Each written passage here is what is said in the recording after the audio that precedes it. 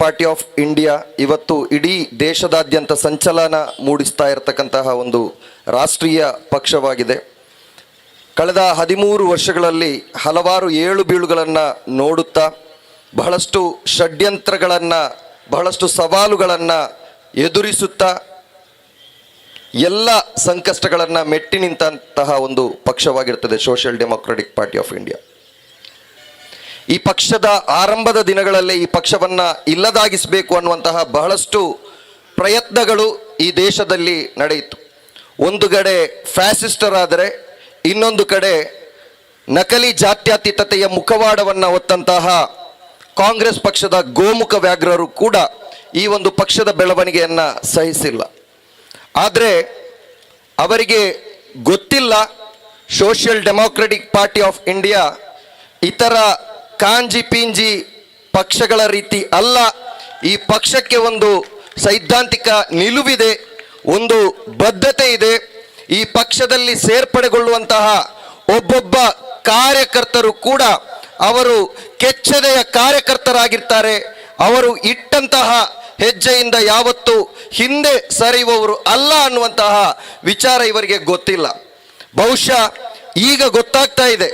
ಯಾಕೆಂತ ಹೇಳಿದರೆ ಎಲ್ಲ ಪ್ರಯತ್ನಗಳನ್ನು ಮಾಡಿ ಅವರ ರಾಜಕೀಯ ಎಲ್ಲ ಶಕ್ತಿಯನ್ನು ಬಳಸಿಕೊಂಡು ಎಲ್ಲ ವಿಧದ ಪ್ರಯತ್ನಗಳು, ಗೂಂಡಾಯಿಸಮನ್ನು ನಮ್ಮ ಮುಂದೆ ಬಿಟ್ಟು, ಅದೇ ರೀತಿ ಈ ಪಕ್ಷಕ್ಕೆ ಸೇರ್ಪಡೆಯಾಗುವಂತಹ ಯುವಕರ ಮನೆಯವರಿಗೆ ಹೋಗಿ ಅವರನ್ನು ಏನೆಲ್ಲ ಹೇಳಿ ಈ ಒಂದು ಪಕ್ಷದಿಂದ ಹಿಂದೆ ಸರಿಯುವಂತೆ ಮಾಡಿ ಸರ್ವ ಪ್ರಯತ್ನಗಳು ಮುಗಿದು ಹೋದ ನಂತರ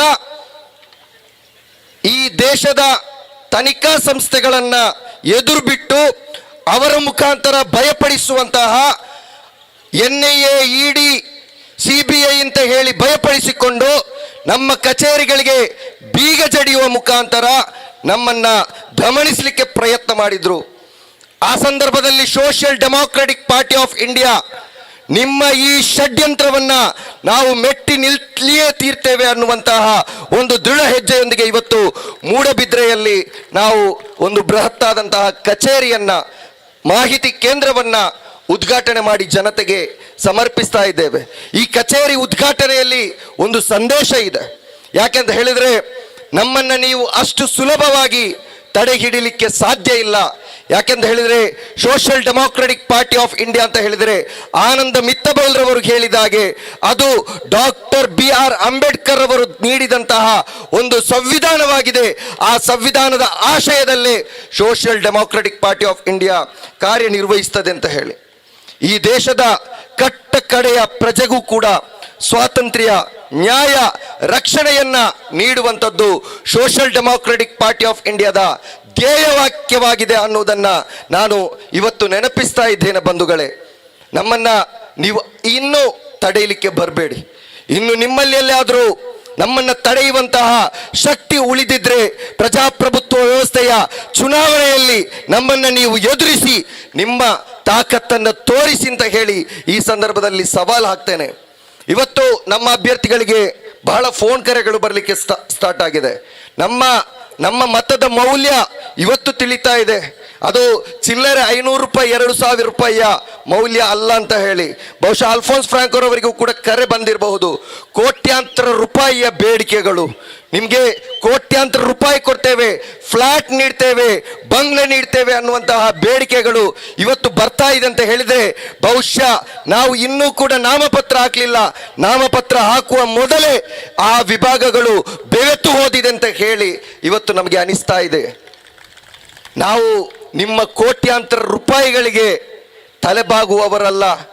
ಕೋಟ್ಯಾಂತರ ರೂಪಾಯಿಗಳಿಗಿಂತ ಜಾಸ್ತಿಯಾಗಿ, ವಜ್ರ ವೈಢೂರ್ಯಕ್ಕಿಂತ ಜಾಸ್ತಿಯಾಗಿ ಹೆಚ್ಚು ಬೆಲೆ ಬಾಳುವಂತಹ ಈ ಒಂದು ಕಾರ್ಯಕರ್ತರಿಗೆ ತಲೆಬಾಗುವಂತಹ ನಾಯಕರು ಮತ್ತು ಪಕ್ಷ ಸೋಷಿಯಲ್ ಡೆಮೊಕ್ರೆಟಿಕ್ ಪಾರ್ಟಿ ಆಫ್ ಇಂಡಿಯಾದ ಆಗಿದೆ.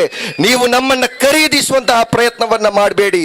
ನಮ್ಮನ್ನು ಖರೀದಿಸುವಂತಹ ಯಾವುದೇ ಕರೆನ್ಸಿಗಳು ಈ ಭಾರತ ದೇಶದಲ್ಲಿ ಇಲ್ಲ ಅಂತ ಹೇಳಿ ಬಹಿರಂಗವಾಗಿ ಹೇಳಲಿಕ್ಕೆ ಬಯಸ್ತಾ ಇದ್ದೇನೆ. ಬಂಧುಗಳೇ, ನಮ್ಮನ್ನು ಖರೀದಿ ಮಾಡುವುದಂತೆ ನಿಮಗೆ ನೆನಪಿರಲಿ, ಬೆಂಗಳೂರು BBMP ಚುನಾವಣೆಯ ಸಂದರ್ಭದಲ್ಲಿ ನಮ್ಮ ಪಕ್ಷದ ಮೂಲಕ ಗೆದ್ದಂತಹ ಏಕೈಕ ಅಭ್ಯರ್ಥಿ ಮುಜಾಹಿದ್ ಪಾಷರವರು ಚುನಾವಣೆಯನ್ನು ಗೆದ್ದಂತಹ ಸಂದರ್ಭದಲ್ಲಿ ಅವರ ಮನೆ ಬಾಗಿಲಿಗೆ ಅಂದಿನ ಗೃಹ ಸಚಿವರಾಗಿರ್ತಕ್ಕಂತಹ ಆರ್ ಅಶೋಕ್ ರವರು ಸ್ವತಃ ವೆಹಿಕಲ್ ಅನ್ನು ತೆಗೆದುಕೊಂಡು ಬಂದಿದ್ರು. ಕೋಟ್ಯಾಂತರ ರೂಪಾಯಿಯ ಆಮಿಷವನ್ನ ನೀಡಿದ್ರು. ಮಾತ್ರವಲ್ಲ, ಕೋಟ್ಯಾಂತರ ರೂಪಾಯಿಯ ಅನುದಾನವನ್ನ ನಿಮ್ಮ ವಾರ್ಡ್ಗೆ ನೀಡ್ತೇವೆ ಅನ್ನುವಂತಹ ಆ ಒಂದು ಆಮಿಷವನ್ನ ನೀಡಿದ್ರು. ಆ ಸಂದರ್ಭದಲ್ಲಿ ಸಣ್ಣ ಹುಡುಗನಾಗಿದ್ದಂತಹ ಮುಜಾಹಿದ್ ಪಾಷರವರು ಅವರ ಆಮಿಷವನ್ನ ಎಡಗಾಲಲ್ಲಿ ಒದ್ದು, ಇದು ಸಿದ್ಧಾಂತದ ಪಕ್ಷ, ಭಯಮುಕ್ತ ಸ್ವಾತಂತ್ರ್ಯ ಮತ್ತು ಹಸಿವು ಮುಕ್ತ ಸ್ವಾತಂತ್ರ್ಯ ನಮ್ಮ ಧ್ಯೇಯ ಅಂತ ಹೇಳಿ ಅವರನ್ನ ಕಳುಹಿಸಿರುವಂಥದ್ದು ಅದು ನಮ್ಮ ಸೈದ್ಧಾಂತಿಕ ನಿಲುವಾಗಿರ್ತದೆ.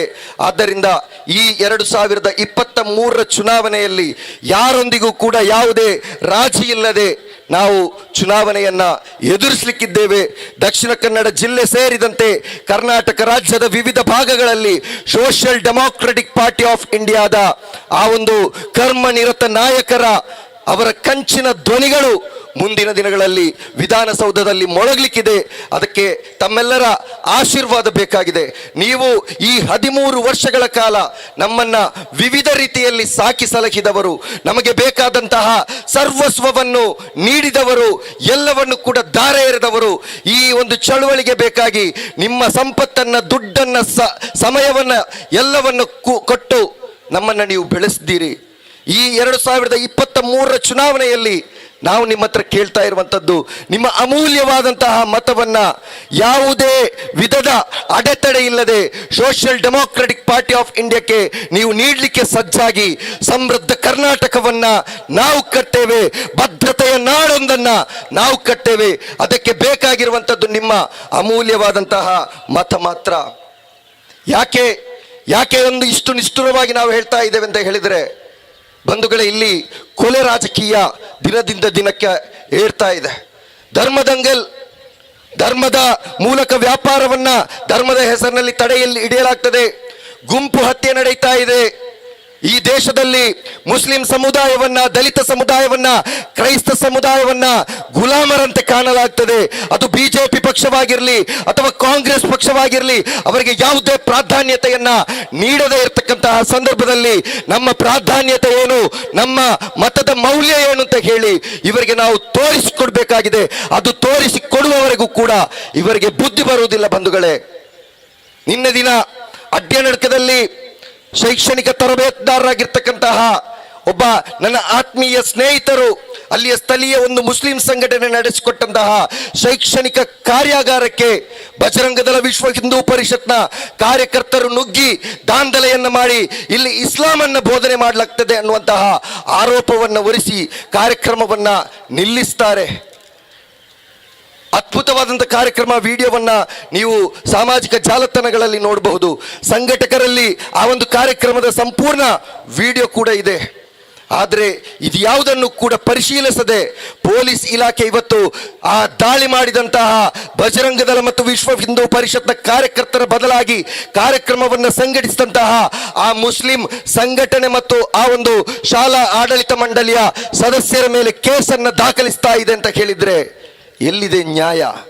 ಇದರ ಬಗ್ಗೆ ಮಾತನಾಡುವವರು ಯಾರು? ಇದರ ಬಗ್ಗೆ ಒಂದು ಖಂಡನೆಯನ್ನು ವ್ಯಕ್ತಪಡಿಸುವವರು ಯಾರು? ಸಂಘ ಪರಿವಾರದ ಪುಂಡಾಟಿಕೆಯನ್ನ ನಿಲ್ಲಿಸುವವರು ಯಾರು? ಅದಕ್ಕೆ ಒಂದು ಅವರ ಕಣ್ಣಿಗೆ ಕಣ್ಣಿಟ್ಟು ಅವರ ವಿರುದ್ಧವಾಗಿ ಎದೆಗೆ ಎದೊಡ್ಡಿ ಅವರ ಈ ಅಟ್ಟಹಾಸವನ್ನು ತಡೆಯೊಡ್ಡುವಂತಹ ಒಂದು ಶಕ್ತಿ ನಮಗೆ ಬೇಡವಾ? ಆ ಶಕ್ತಿಯಾಗಿದೆ social Democratic Party of India. ಕೇವಲ ಬೀದಿಯಲ್ಲಿ ನಿಂತು ಹೋರಾಟ ಮಾಡಲಿಕ್ಕೆ ಇರುವವರು ಅಲ್ಲ, ವಿಧಾನಸೌಧದಲ್ಲೂ ಕೂಡ ಈ ಎಲ್ಲ ವಿಚಾರಗಳನ್ನ ಅಷ್ಟೇ ಅಚ್ಚುಕಟ್ಟಾಗಿ ನಮ್ಮ ನೀತಿ ನಿರೂಪಣಾ ಸಭೆಯಲ್ಲಿ ಇಡುವಂತಹ ಅವಕಾಶವನ್ನ ನೀವು ಮಾಡಿಕೊಡ್ಬೇಕು. ಬಂಧುಗಳೇ, ನಿಮ್ಮ ಒಳಗಡೆ ಈಗ ಒಂದಷ್ಟು ಜನರು ಬರ್ತಾರೆ ಐಕ್ಯತೆಯ ಹೆಸರನ್ನ ಹೇಳಿಕೊಂಡು. ನಿನ್ನೆ ಮಂಗಳೂರಿನಲ್ಲಿ ಕೂಡ ಒಂದು ಐಕ್ಯತೆ ಸಭೆ ನಡೆಯಿತು.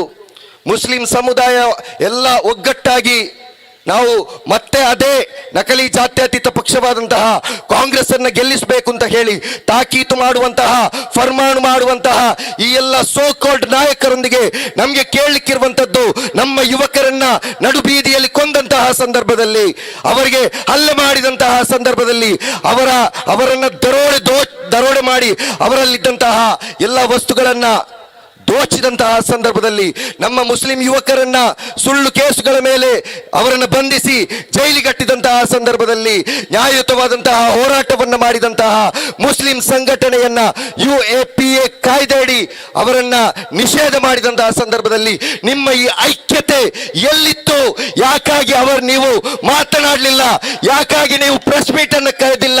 ಈ ಒಂದು ಪ್ರಭುತ್ವ ಮಾಡುವಂತಹ ಅನ್ಯಾಯದ ವಿರುದ್ಧ ಯಾಕೆ ನಿಮ್ಮ ಧ್ವನಿ ಮೊಳಗಲಿಲ್ಲ? ಈಗ ಮತ ವಿಭಜನೆ ಹೆಸರನ್ನ ಹೇಳ್ತೀರಾ? ಚುನಾವಣಾ ರಾಜಕೀಯಕ್ಕಾಗಿ, ಚುನಾವಣಾ ಗಿಮಿಕ್ಕಾಗಿ ನಿಮ್ಗೆ ಮುಸ್ಲಿಂ ಐಕ್ಯತೆ ಬೇಕು, ಮುಸಲ್ಮಾನರ ಸಮಸ್ಯೆಗಳು ನಿಮ್ಗೆ ಬೇಕಾಗಿಲ್ಲ, ಮುಸಲ್ಮಾನರ ಮತಗಳು ಬೇಕು, ಮುಸಲ್ಮಾನರ ಸಮಸ್ಯೆಗಳು ನಿಮ್ಗೆ ಬೇಡ ಅಂತ ಹೇಳಿದ್ರೆ ಈ ವೇದಿಕೆಯಲ್ಲಿ ನಾನು ಪ್ರಖ್ಯಾಪಿಸ್ತೇನೆ, ಖಂಡಿತವಾಗಿಯೂ ನಿಮಗೆ ಇನ್ನು ಮುಂದೆ ಮುಸ್ಲಿಂ ಮತಗಳು ಕೂಡ ಸಿಗುವುದಿಲ್ಲ, ಬರೆದಿಟ್ಟುಕೊಳ್ಳಿ. ಯಾಕೆಂತ ಹೇಳಿದ್ರೆ ಇವತ್ತು ಮುಸ್ಲಿಂ ಸಮುದಾಯ ಪ್ರಬುದ್ಧವಾಗಿದೆ. ಈ ಒಂದು ಪ್ರಬುದ್ಧ ನಡೆ ಮುಂದಿನ ದಿನಗಳಲ್ಲಿ ಈ ಕ್ಷೇತ್ರದ, ಈ ಜಿಲ್ಲೆಯ, ಈ ರಾಜ್ಯದ ಜನತೆಗೆ ಒಂದು ಪರ್ಯಾಯ ರಾಜಕೀಯ ಶಕ್ತಿಯಾಗಿ ಸೋಷಿಯಲ್ ಡೆಮೊಕ್ರೆಟಿಕ್ ಪಾರ್ಟಿ ಆಫ್ ಇಂಡಿಯಾವನ್ನ ನಾವು ಕಟ್ಟಬೇಕಾಗಿದೆ, ಅದನ್ನ ಬೆಂಬಲಿಸಬೇಕಾಗಿದೆ.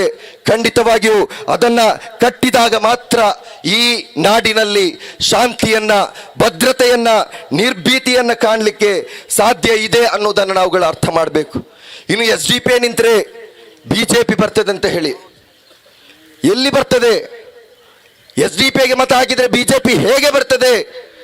ನಾವೆಲ್ಲರೂ ಕಳೆದ ಚುನಾವಣೆಯಲ್ಲಿ 2018 ಚುನಾವಣೆಯಲ್ಲಿ ಇಡೀ ಕರ್ನಾಟಕದ ಜನತೆ ಒಗ್ಗಟ್ಟಾಗಿ ಕರ್ನಾಟಕದಲ್ಲಿ BJP ಆಳ್ವಿಕೆಯನ್ನು ಮಾಡಬಾರದು ಅನ್ನುವಂತಹ ಆ ಒಂದು ನಿಟ್ಟಿನಲ್ಲಿ ಜಾತ್ಯತೀತ ಅಂತ ಹೇಳ್ಕೊಳ್ಳುವಂತಹ ಪಕ್ಷಗಳಿಗೆ ಒಮ್ಮತದ ಅಭಿಪ್ರಾಯದಿಂದ ನಮ್ಮ ಮತಗಳನ್ನ ಒತ್ತಿದೆವು.